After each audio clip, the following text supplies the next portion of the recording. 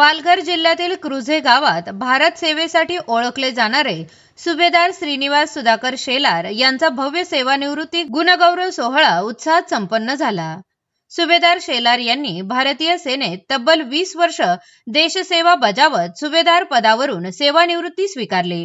त्यांच्या कार्याचा सन्मान करण्यासाठी श्री जय हनुमान कला क्रीडा मंडळ क्रुझे यांच्या वतीने कार्यक्रमाचे आयोजन करण्यात आले होते।